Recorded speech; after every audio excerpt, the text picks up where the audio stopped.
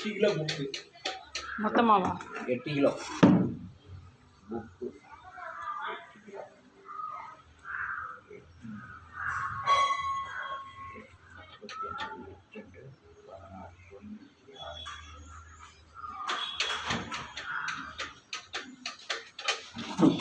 இந்த பிளாஸ்டிக் வந்து உடம்பு தான் போவோம்.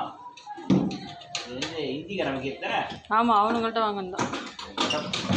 அதே லைனல் காசு இருந்தால் 5 ரூபா, இது 10 ரூபா தான். கரெக்டாக வந்து 2 கிலோ வருது.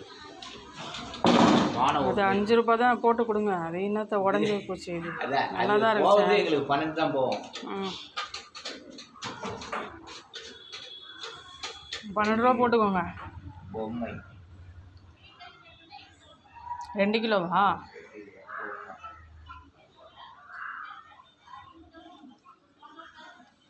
₹5 நீங்கள் இப்போ 10 ரூபான்றீங்க. அந்த கலர் தான், கலர் பிளாஸ் தான் 5 ரூபா. இது 24 ரூபா, 12 ரூபா ரேட்டே போட்டேன். இது வந்து கேடி கலர் புக்கு.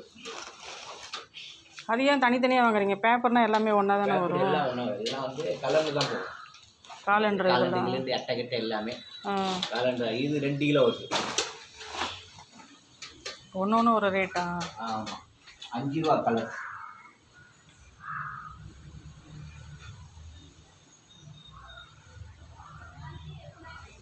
அப்புறம் சில்வர் ஐட்டம்லாம் இருக்குங்களா? சில்வரில் அதை நான் பாத்திர கடையில் போடணும், அதான் எடுத்து வச்சுருக்கேன். அலுமினியம் வந்து 140 ரூபா இருக்குதா, சில்வர் வந்து 45 ரூபா இருக்குது. கிலோவா? அது போட்டால் ஏதாவது பாத்திரம் வாங்க.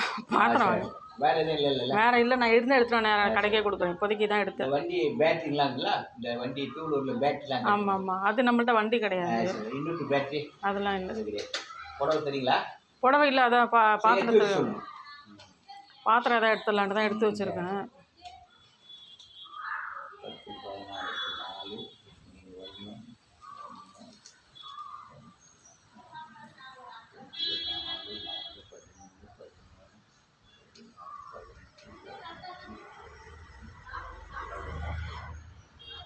$404. 404ங்களா?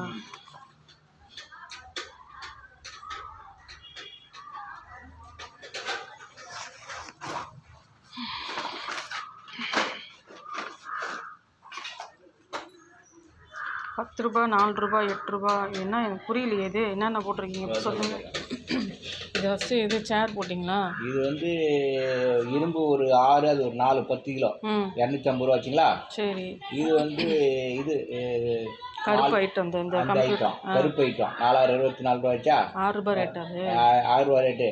இது வந்து புக்கு 1 கிலோ 12, ₹96. இது வந்து கலரு. இது கலர் வந்து இது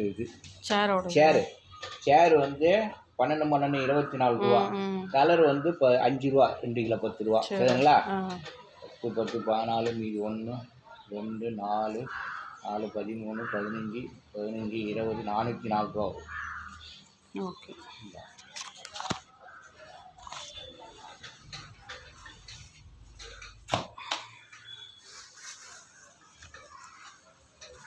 ₹100 வச்சுருக்கேன்.